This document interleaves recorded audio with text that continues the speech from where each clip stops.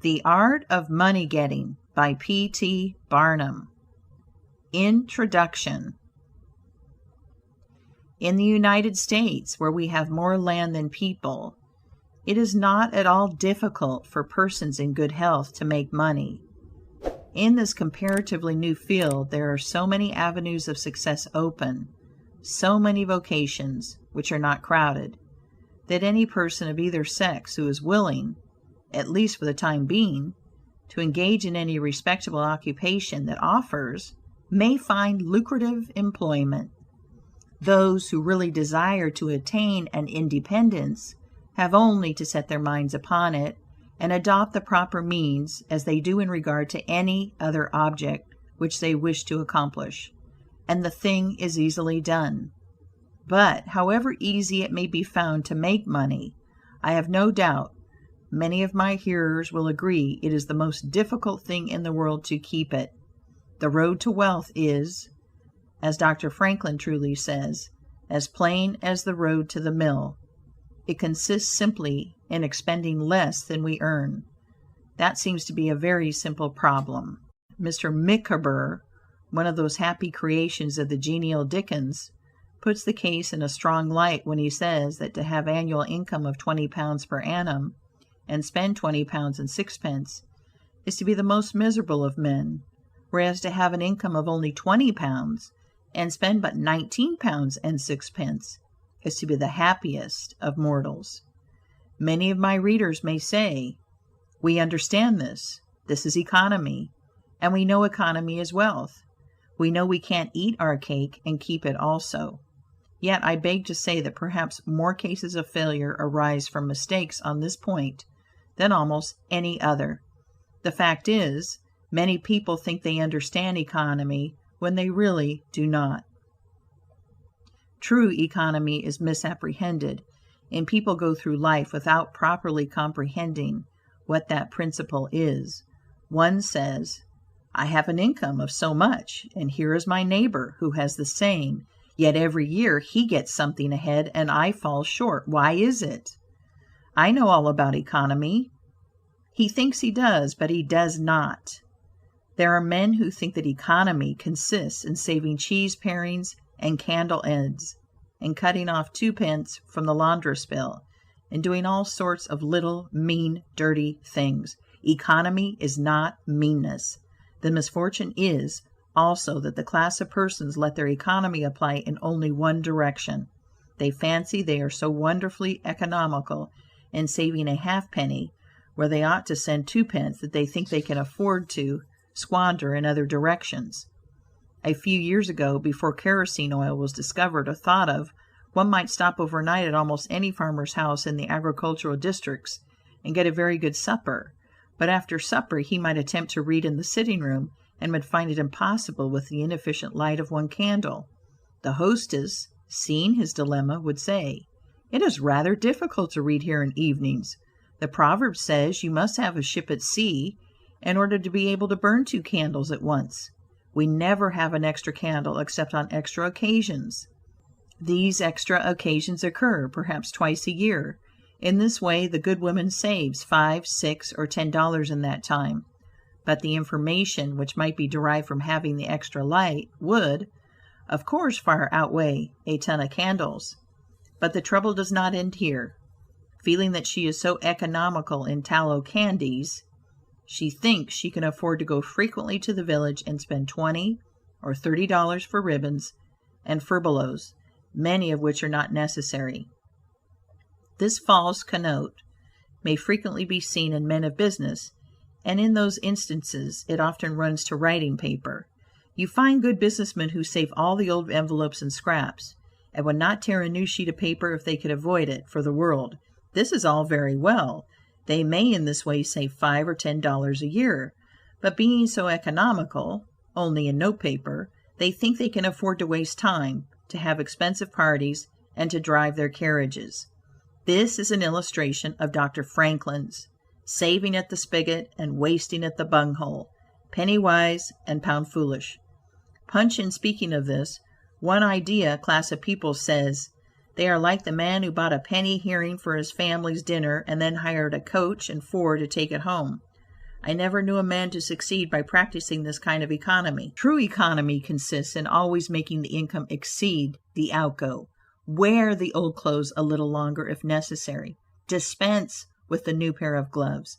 Mend the old dress. Live on plainer food if need be, so that, under all circumstances, unless some unforeseen accident occurs, there will be a margin in favor of the income. A penny here and a dollar there, placed at interest, goes on accumulating, and in this way the desired result is attained. It requires some training, perhaps, to accomplish this economy, but when once used to it, you will find there is more satisfaction in rational saving than in irrational spending. Here is a recipe which I recommend. I have found it to work an excellent cure for extravagance, and especially for mistaken economy. When you find that you have no surplus at the end of the year, and yet have a good income, I advise you to take a few sheets of paper and form them into a book, and mark down every item of expenditure. Post it every day or week in 2 columns, one headed necessaries or even comforts, and the other headed luxuries, and you will find that the latter column will be double, treble, and frequently 10 times greater than the former. The real comforts of life cost but a small portion of what most of us can earn. Dr. Franklin says, "It is the eyes of others and not our own eyes which ruin us." If all the world were blind except myself, I should not care for fine clothes or furniture. It is the fear of what Mrs. Grundy may say that keeps the noses of many worthy families to the grindstone. In America, many persons like to repeat, "We are all free and equal," but it is a great mistake in more senses than one. That we are born free and equal is a glorious truth in one sense, yet we are not all born equally rich, and we never shall be. One may say, there is a man who has an income of $50,000 per annum, while I have but $1,000. I knew that fellow when he was poor like myself. Now he is rich and thinks he is better than I am. I will show him that I am as good as he is. I will go and buy a horse and buggy. No, I cannot do that, but I will go and hire one and ride this afternoon on the same road that he does, and thus prove to him that I am as good as he is. My friend, you need not take that trouble. You can easily prove that you are as good as he is. You have only to behave as well as he does, but you cannot make anybody believe that you are as rich as he is. Besides, if you put on these airs, waste your time and spend your money, your poor wife will be obliged to scrub her fingers off at home and buy her tea, 2 ounces at a time, and everything else in proportion, in order that you may keep up appearances, and, after all, deceive nobody. On the other hand, Mrs. Smith may say that her next-door neighbor married Johnson for his money, and everybody says so. She has a nice $1,000 camel's hair shawl, and she will make Smith get her an imitation one, and she will sit in a pew right next to her neighbor in church, in order to prove that she is her equal. My good woman, you will not get ahead in the world if your vanity and envy thus take the lead. In this country, where we believe the majority ought to rule, we ignore that principle in regard to fashion, and let a handful of people, calling themselves the aristocracy, run up a false standard of perfection, and endeavoring to rise to that standard, we constantly keep ourselves poor, all the time digging away for the sake of outside appearances. How much wiser to be a law unto ourselves and say, we will regulate our outgo by our income, and lay up something for a rainy day. People ought to be as sensible on the subject of money getting as on any other subject. Like causes produces like effects. You cannot accumulate a fortune by taking the road that leads to poverty. It needs no prophet to tell us that those who live fully up to their means, without any thought of a reverse in this life, can never attain a pecuniary independence. Men and women accustomed to gratify every whim and caprice will find it hard, at first, to cut down their various unnecessary expenses, and will feel it a great self-denial to live in a smaller house than they have been accustomed to, with less expensive furniture, less company, less costly clothing, fewer servants, a less number of balls, parties, theater goings, carriage ridings, pleasure excursions, cigar smokings, liquor drinkings, and other extravagances. But, after all, if they will try the plan of laying by a nest egg, or in other words, a small sum of money, at interest or judiciously invested in land, they will be surprised at the pleasure to be derived from constantly adding to their little pile, as well as from all the economical habits which are engendered by this course. The old suit of clothes and the old bonnet and dress will answer for another season. Their croton or spring water tastes better than champagne.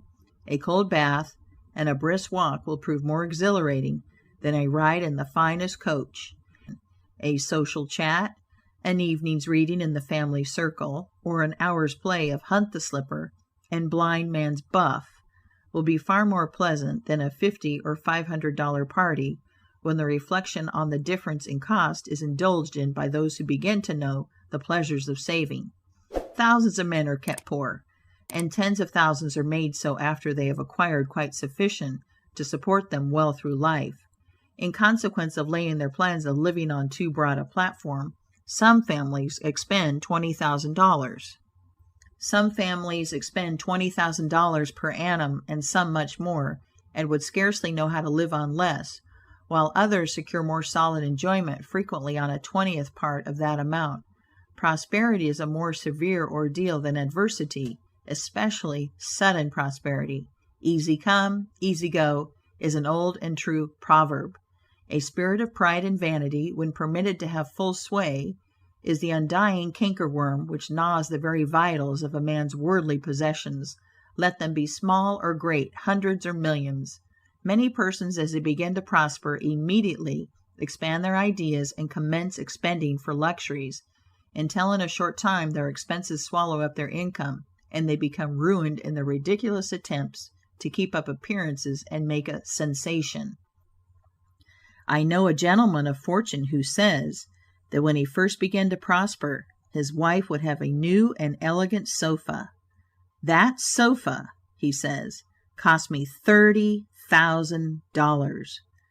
When the sofa reached the house, it was found necessary to get chairs to match, then sideboards, carpets, and tables to correspond with them, and so on through the entire stock of furniture, when at last it was found that the house itself was quite too small and old-fashioned for the furniture, and a new one was built to correspond with the new purchases.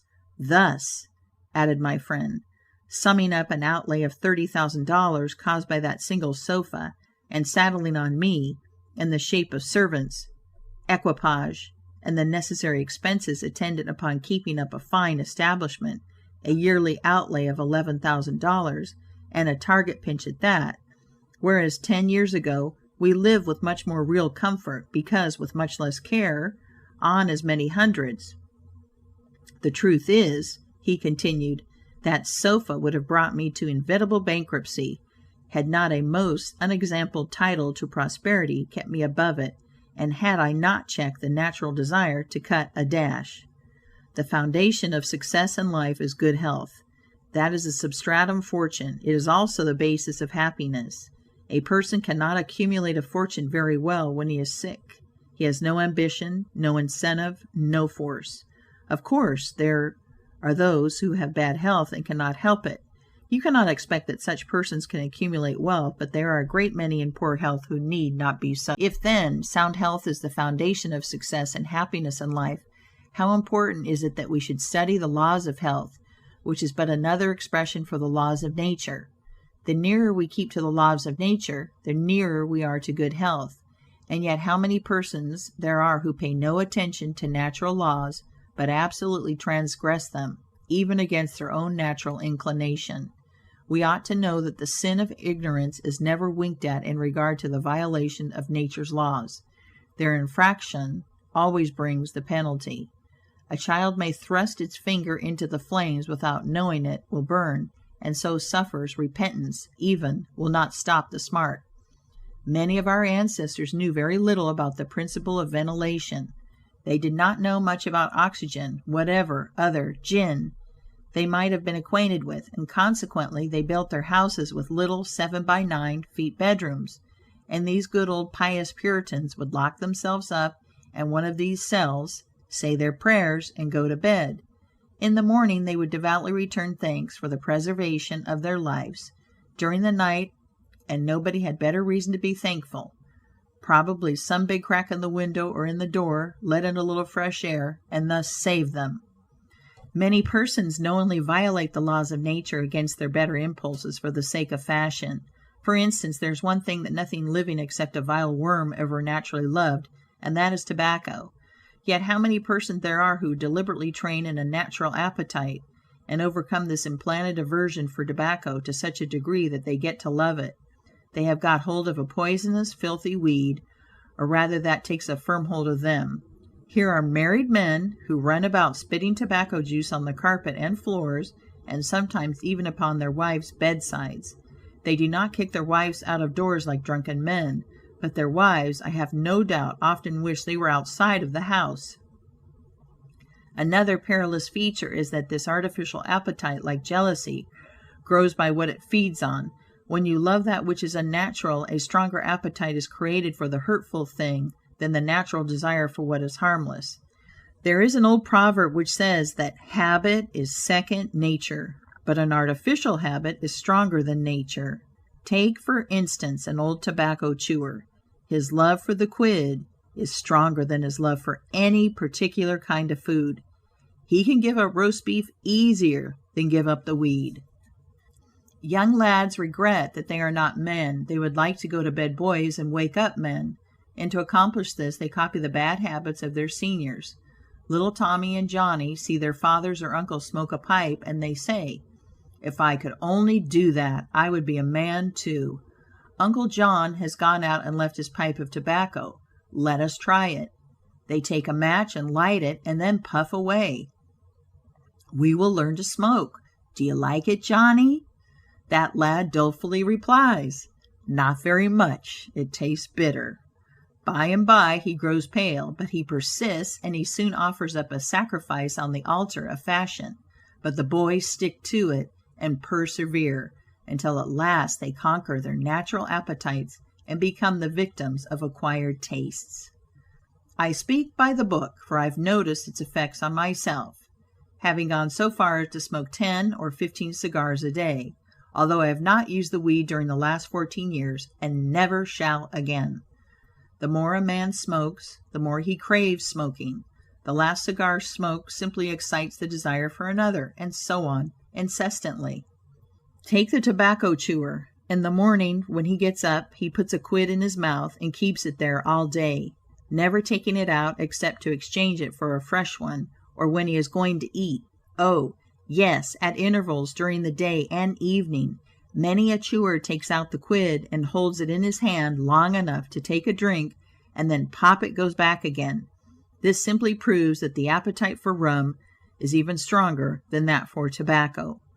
When the tobacco chewer goes to your country seat, and you show him your grapery and fruit house, and the beauties of your garden, when you offer him some fresh ripe fruit, and say, "My friend, I have got here the most delicious apples and pears and peaches and apricots. I have imported them from Spain, France, and Italy. Just see those luscious grapes. There is nothing more delicious nor more healthy than ripe fruit, so help yourself. I want to see you delight yourself with these things." He will roll the dear quid under his tongue and answer, "No, I thank you. I have got tobacco in my mouth." His palate has become narcotized by the noxious weed, and he has lost, in a great measure, the delicate and inviolable taste for fruits. This shows what expensive, useless, and injurious habits men will get into. I speak from experience. I have smoked until I trembled like an aspen leaf. The blood rushed to my head, and I had a palpitation of the heart, which I thought was heart disease, till I was almost killed with fright. When I consulted my physician, he said, "Break off tobacco using." I was not only injuring my health and spending a great deal of money, but I was setting a bad example. I obeyed his counsel. No young man in the world ever looked so beautiful as he thought he did behind a 15-cent cigar or a meerschaum. These remarks apply with tenfold force to the use of intoxicating drinks. To make money requires a clear brain. A man has got to see that 2 and 2 make 4. He must lay all his plans with reflection and forethought, and closely examine all the details and the ins and outs of business. As no man can succeed in business unless he has a brain to enable him to lay his plans and reason to guide him in their execution, so, no matter how bountifully a man may be blessed with intelligence, if the brain is muddled and his judgment warped by intoxicating drinks, it is impossible for him to carry on business successfully. How many good opportunities have passed, never to return, while a man was sipping a social glass with his friend? How many foolish bargains have been made under the influence of the nervine, which temporarily makes its victim think he is rich? How many important chances have been put off until tomorrow, and then forever, because the wine cup has thrown the system into a state of lassitude, neutralizing the energy so essential to success in business? Verily, wine is a mocker. The use of intoxicating drinks as a beverage is as much an infatuation as is the smoking of opium by the Chinese, and the former is quite as destructive to the success of the businessman as the latter. It is an unmitigated evil, utterly indefensible in the light of philosophy, religion, or good sense. It is the parent of nearly every other evil in our country. Chapter 1. Don't mistake your vocation. The safest plan, and the one most sure of success for the young man starting in life, is to select the vocation which is most congenial to his tastes. Parents and guardians are often quite too negligent in regard to this. It's very common for a father to say, for example, "I have 5 boys. I will make Billy a clergyman, John a lawyer, Tom a doctor, and Dick a farmer." He then goes into town and looks about to see what he will do with Sammy. He returns home and says, "Sammy, I see watchmaking is a nice genteel business. I think I will make you a goldsmith." He does this, regardless of Sam's natural inclinations or genius. We are all, no doubt, born for a wise purpose. There is as much diversity in our brains as in our countenances. Some are born natural mechanics, while some have great aversion to machinery. Let a dozen boys of 10 years get together, and you will soon observe 2 or 3 are whittling out some ingenious device, working with locks or complicated machinery. When they were but 5 years old, their father could find no toy to please them like a puzzle. They are natural mechanics, but the other 8 or 9 boys have different aptitudes. I belong to the latter class. I never had the slightest love for mechanism. On the contrary, I have a sort of abhorrence for complicated machinery. I never had ingenuity enough to whittle a cider tap so it would not leak. I never could make a pen that I could write with, or understand the principle of a steam engine. If a man was to take such a boy as I was, and attempt to make a watchmaker of him, the boy might, after an apprenticeship of 5 or 7 years, be able to take apart and put together a watch. But all through life he would be working uphill and seizing every excuse for leaving his work and idling away his time. Watchmaking is repulsive to him. Unless a man enters upon the vocation intended for him by nature and best suited to his peculiar genius, he cannot succeed. I am glad to believe that the majority of persons do find their right vocation, yet we see many who have mistaken their calling, from the blacksmith up, or down, to the clergyman.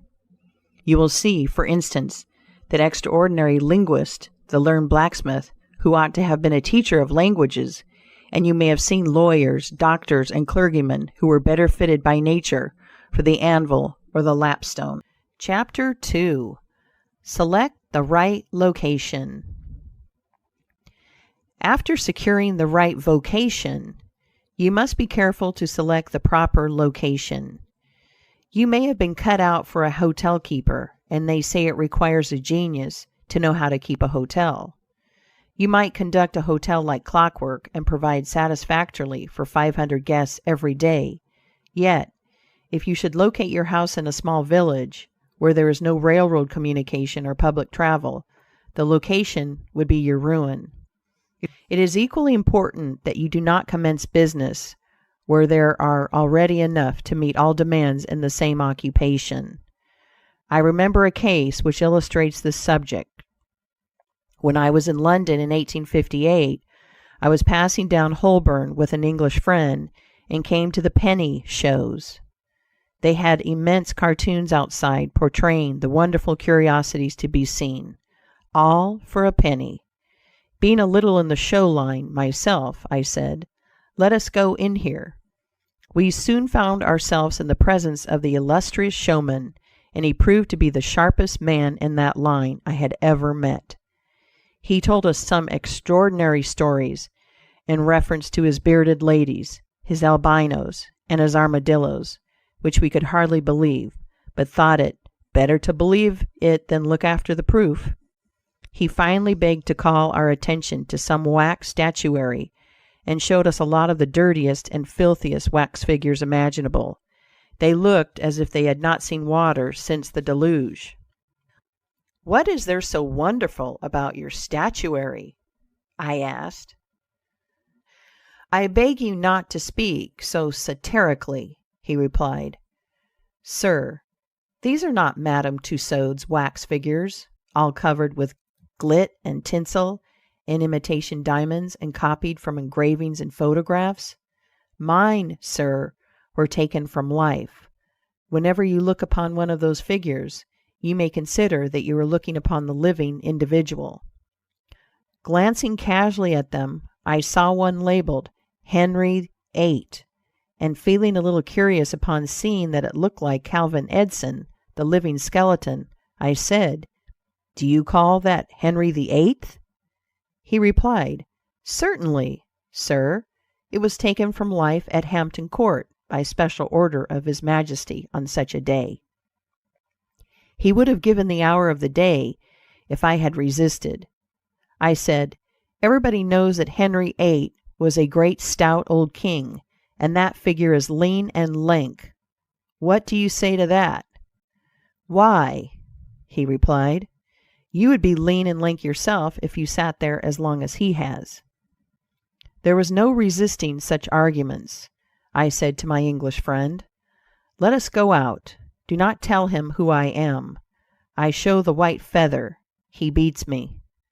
He followed us to the door, and seeing the rabble in the street, he called out, "Ladies and gentlemen, I beg to draw your attention to the respectable character of my visitors," pointing to us as we walked away. I called upon him a couple of days afterwards, told him who I was, and said, "My friend, you are an excellent showman, but you have selected a bad location." He replied, "This is true, sir. I feel that all my talents are thrown away, but what can I do?" "You can go to America," I replied. "You can give full play to your faculties over there. You will find plenty of elbow room in America. I will engage you for 2 years.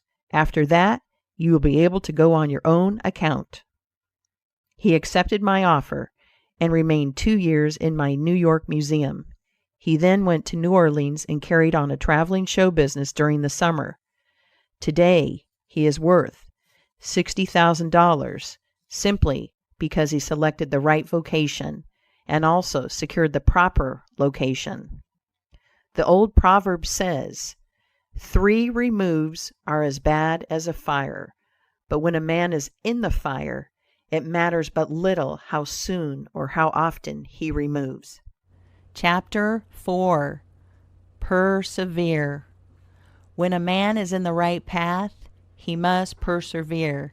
I speak of this because there are some persons who are born tired, naturally lazy, and possessing no self-reliance and no perseverance. But they can cultivate these qualities, as Davy Crockett said, "This thing remember, when I am dead, be sure you are right, then go ahead." It is this go-aheadiveness, this determination not to let the horrors or the blues take possession of you, so as to make you relax your energies in the struggle for independence, which you must cultivate. How many have almost reached the goal of their ambition, but, losing faith in themselves, have relaxed their energies, and the golden prize has been lost forever? It is, no doubt, often true, as Shakespeare says, "There is a tide in the affairs of men, which, taking at the floods, leads on to fortune. If you hesitate, some bolder hand will stretch out before you and get the prize. Remember the proverb of Solomon, 'He becometh poor that dealeth with a slack hand, but the hand of the diligent maketh rich.'" Perseverance is sometimes but another word for self-reliance. Many persons naturally look on the dark side of life and borrow trouble. They are born so. Then they ask for advice, and they will be governed by one wind and blown by another, and cannot rely upon themselves. Until you can get so that you can rely upon yourself, you need not expect to succeed. I have known men, personally, who have met with pecuniary reverses and absolutely committed suicide because they thought they could never overcome their misfortune. But I have known others who have met more serious financial difficulties and have bridged them over by simple perseverance, aided by a firm belief that they were doing justly and that Providence would overcome evil with good. You will see this illustrated in any sphere of life. Take two generals. Both understand military tactics, both educated at West Point, if you please, both equally gifted, yet one having this principle of perseverance and the other lacking it. The former will succeed in his profession, while the latter will fail. One may hear the cry, "The enemy are coming, and they have got cannon." "Got cannon?" says the hesitating general. "Yes." "Then halt, every man." He wants time to reflect. His hesitation is his ruin. The enemy passes unmolested or overwhelms him, while on the other hand, the general of pluck, perseverance, and self-reliance goes into battle with a will, and, amid the clash of arms, the booming of cannon, the shrieks of the wounded, and the moans of the dying, you will see this man persevering, going on, cutting and slashing his way through with unwavering determination, inspiring his soldiers to deeds of fortitude, valor, and triumph. Chapter 5. Whatever you do, do it with all your might. Work at it if necessary, early and late, in season and out of season, not leaving a stone unturned, and never deferring for a single hour that which can be done just as well now. The old proverb is full of truth and meaning. Whatever is worth doing at all is worth doing well. Many a man acquires a fortune by doing his business thoroughly, while his neighbor remains poor for life, because he only half does it. Ambition, energy, industry, perseverance are indispensable requisites for success in business. Fortune always favors the brave, and never helps a man who does not help himself. It won't do to spend your time like Mr. Micawber in waiting for something to turn up. To such men, one of two things usually turns up: the poorhouse or the jail. For idleness breeds bad habits, and clothes a man in rags. The poor spendthrift vagabond says to a rich man, "I have discovered there is enough money in the world for all of us. If it was equally divided, this must be done, and we shall all be happy together." "But," was the response, "if everybody was like you, it would be spent in 2 months, and what would you do then?" "Oh, divide again. Keep dividing, of course." I was recently reading in a London paper an account of a like philosophic pauper who was kicked out of a cheap boarding house because he could not pay his bill, but he had a roll of papers sticking out of his coat pocket, which upon examination proved to be his plan for paying off the national debt of England without the aid of a penny. People have got to do as Cromwell said, "Not only trust in Providence, but keep the powder dry." Do your part of the work, or you cannot succeed. Mahomet, one night while encamping in the desert, overheard one of his fatigued followers remark, "I will lose my camel and trust it to God." "No, no, not so," said the Prophet. "Tie thy camel and trust it to God. Do all you can for yourselves, and then trust to Providence, or luck, or whatever you please to call it, for the rest." Depend upon your own personal exertions. The eye of the employer is often worth more than the hands of a dozen employees. In the nature of things, an agent cannot be so faithful to his employer as to himself. Many who are employers will call to mind instances where the best employee have overlooked important points, which could not have escaped their own observation as a proprietor. No man has a right to expect to succeed in life unless he understands his business, and nobody can understand his business thoroughly unless he learns it by personal application and experience. A man may be a manufacturer. He has got to learn the many details of his business personally. He will learn something every day, and he will find he will make mistakes nearly every day. And these very mistakes are helps to him in the way of experiences, if he but heeds them. He will be like the Yankee tin peddler who, having been cheated as to quality in the purchase of his merchandise, said, "All right, there's a little information to be gained every day. I will never be cheated in that way again." Thus a man buys his experience, and it is the best kind if not purchased at too dear a rate. I hold that every man should, like Cuvier, the French naturalist, thoroughly know his business. So proficient was he in the study of natural history, that you might bring to him the bone, or even a section of a bone of an animal, which he had never seen described, and, reasoning from analogy, he would be able to draw a picture of the object from which the bone had been taken. On one occasion his students attempted to deceive him. They rolled one of their number in a cowskin, and put him under the professor's table as a new specimen. When the philosopher came into the room, some of the students asked him what animal it was. Suddenly the animal said, "I am the devil, and I am going to eat you." It was but natural that Cuvier should desire to classify this creature, and examining it intently, he said, "Divided hoof, graminivorous, it cannot be done." He knew that an animal with a split hoof must live upon grass and grain, or other kind of vegetation, and would not be inclined to eat flesh, dead or alive, so he considered himself perfectly safe. The possession of a perfect knowledge of your business is an absolute necessity in order to ensure success. Among the maxims of the elder, Rothschild was one, all apparent paradox: "Be cautious and bold." This seems to be a contradiction in terms, but it is not, and there is great wisdom in the maxim. It is, in fact, a condensed statement of what I have already said. It is to say, you must exercise your caution in laying your plans, but be bold in carrying them out. A man who is all caution will never dare to take hold and be successful, and a man who is all boldness is merely reckless and must eventually fail. A man may go on 'change and make $50,000 or $100,000 in speculating in stocks at a single operation, but if he has simple boldness without caution, it is mere chance, and what he gains today he will lose tomorrow. You must have both the caution and the boldness to ensure success. The Rothschilds have another maxim: never have anything to do with an unlucky man or place.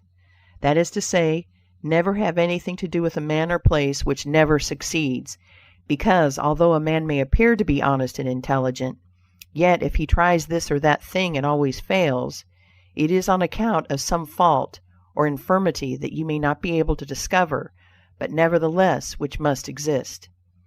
There is no such thing in the world as luck. There never was a man who could go out in the morning and find a purse full of gold in the street today, and another tomorrow, and so on, day after day. He may do so once in his life, but so far as mere luck is concerned, he is as liable to lose it as to find it. Like causes produce like effects. If a man adopts the proper methods to be successful, luck will not prevent him. If he does not succeed, there are reasons for it, although perhaps he may not be able to see them. Chapter 6. Use the best tools. Men and engaging employees should be careful to get the best. Understand, you cannot have too good tools to work with. And there is no tool you should be so particular about as living tools. If you get a good one, it is better to keep him than keep changing. He learns something every day, and you are benefited by the experience he acquires. He is worth more to you this year than last, and he is the last man to part with, provided his habits are good and he continues faithful. If, as he gets more valuable, he demands an exorbitant increase of salary on the supposition that you can't do without him, let him go. Whenever I have such an employee, I always discharge him first to convince him that his place may be supplied, and second, because he is good for nothing if he thinks he is invaluable and cannot be spared. But I would keep him, if possible, in order to profit from the result of his experience. An important element in an employee is the brain. You can see bills up. Hands wanted, but hands are not worth a great deal without heads. Mr. Beecher illustrates this in this wise. An employee offers his services by saying, "I have a pair of hands, and one of my fingers thinks." "That is very good," says the employer. Another man comes along and says, "He has two fingers that think." "Ah, that is better." But a third calls in and says that all his fingers and thumbs think. That is better still. Finally, another steps in and says, "I have a brain that thinks. I think all over. I am a thinking as well as a working man." "You are the man I want," says the delighted employer. Those men who have brains and experience are therefore the most valuable, and not to be readily parted with. It is better for them, as well as yourself, to keep them at reasonable advances in their salaries from time to time.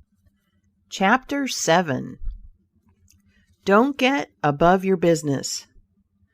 Young men, after they get through their business training or apprenticeship, instead of pursuing their avocation and rising in their business, will often lie about doing nothing. They say, "I have learned my business, but I am not going to be a hireling. What is the object of learning my trade or profession unless I establish myself?" "Have you capital to start with?" "No, but I'm going to have it." "How are you going to get it?" "I will tell you confidentially. I have a wealthy old aunt, and she will die pretty soon. But if she does not, I expect to find some rich old man who will lend me a few thousands to give me a start. If I only get the money to start with, I will do well." There is no greater mistake than when a young man believes he will succeed with borrowed money. Why? Because every man's experience coincides with that of Mr. Astor, who said, it was more difficult for him to accumulate his first $1,000 than all the succeeding millions that made up his colossal fortune. Money is good for nothing unless you know the value of it by experience. Give a boy $20,000 and put him in business, and the chances are that he will lose every dollar of it before he is a year older, like buying a ticket in the lottery and drawing a prize. It is easy come, easy go. He does not know the value of it. Nothing is worth anything unless it costs effort. Without self-denial and economy, patience and perseverance, and commencing with capital which you have not earned, you are not sure to succeed in accumulating. Young men, instead of waiting for dead man's shoes, should be up and doing, for there is no class of persons who are so unaccommodating in regard to dying as these rich old people, and it is fortunate for the expectant heirs that it is so.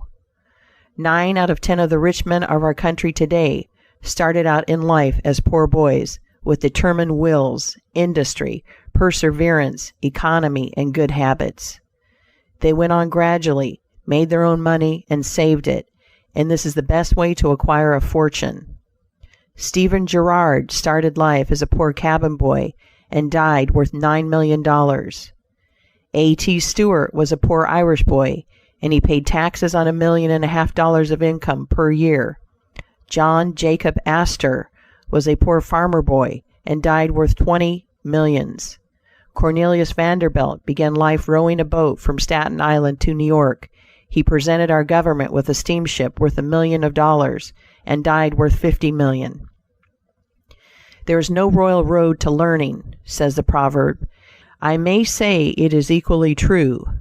There is no royal road to wealth, but I think there is a royal road to both.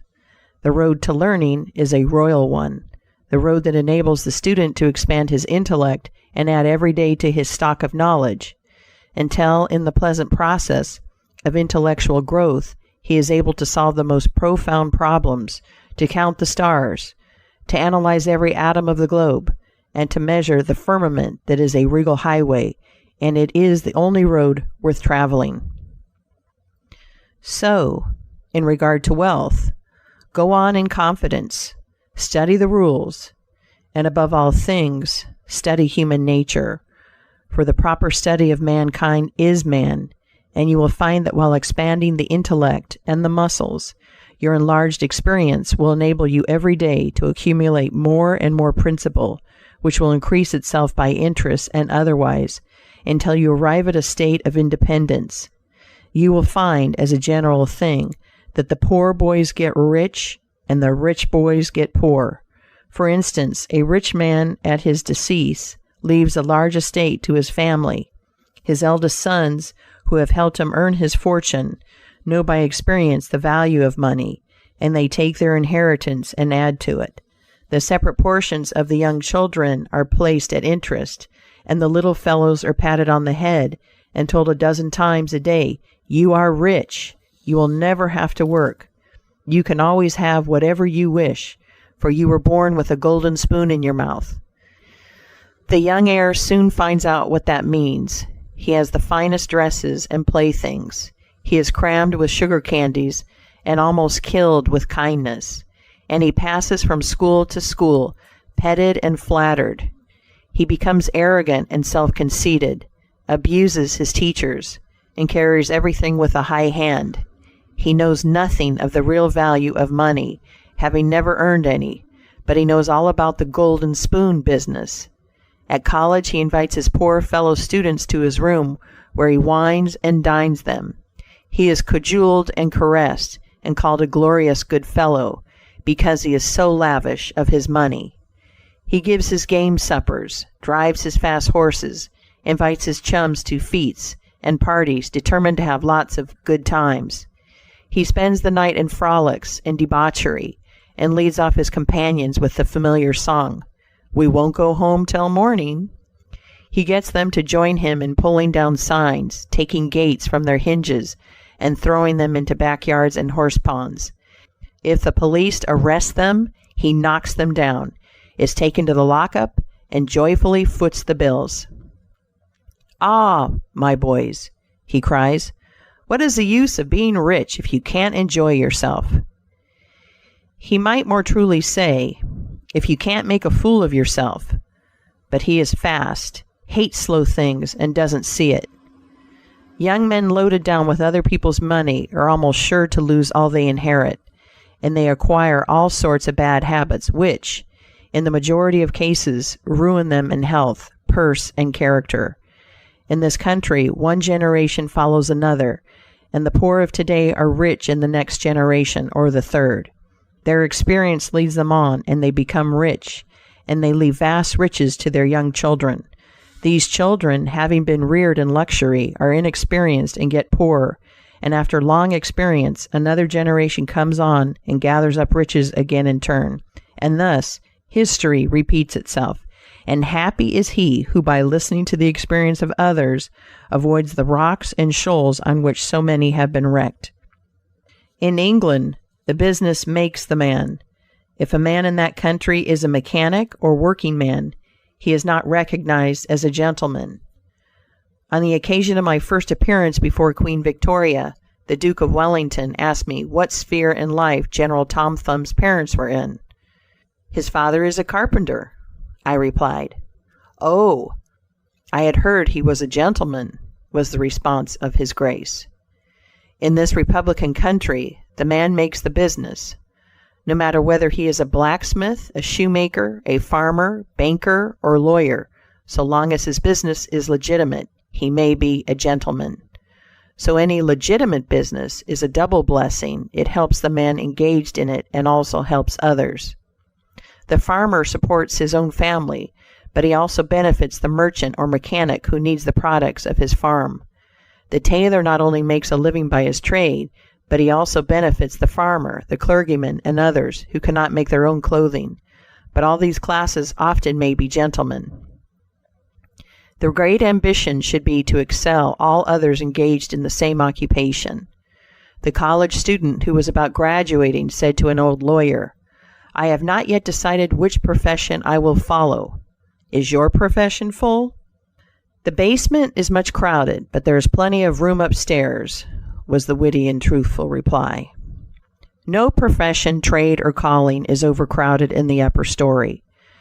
Wherever you find the most honest and intelligent merchant or banker, or the best lawyer, the best doctor, the best clergyman, the best shoemaker, carpenter, or anything else, that man is most sought for, and has always enough to do.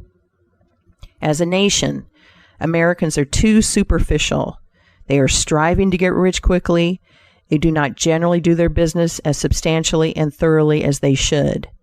But whoever excels all others in his own line, if his habits are good and his integrity undoubted, cannot fail to secure abundant patronage, and the wealth that naturally follows.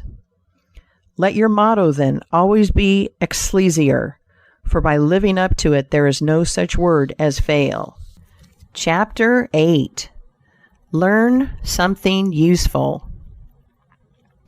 Every man should make his son or daughter learn some useful trade or profession, so that in these days of changing fortunes, of being rich today and poor tomorrow, they may have something tangible to fall back upon.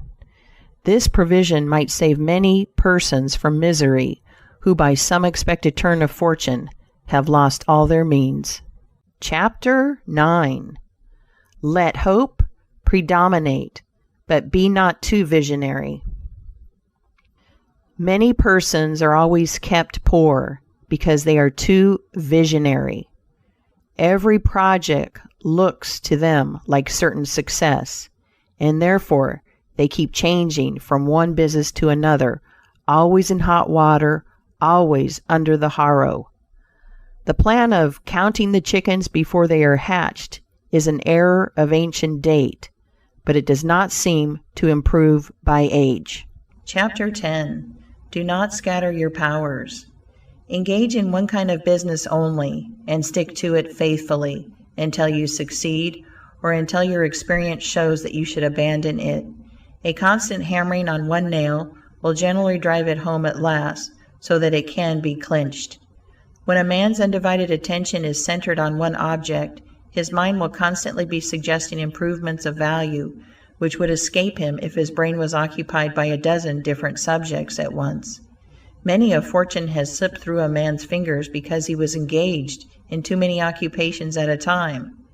There is good sense in the old caution against having too many irons in the fire at once.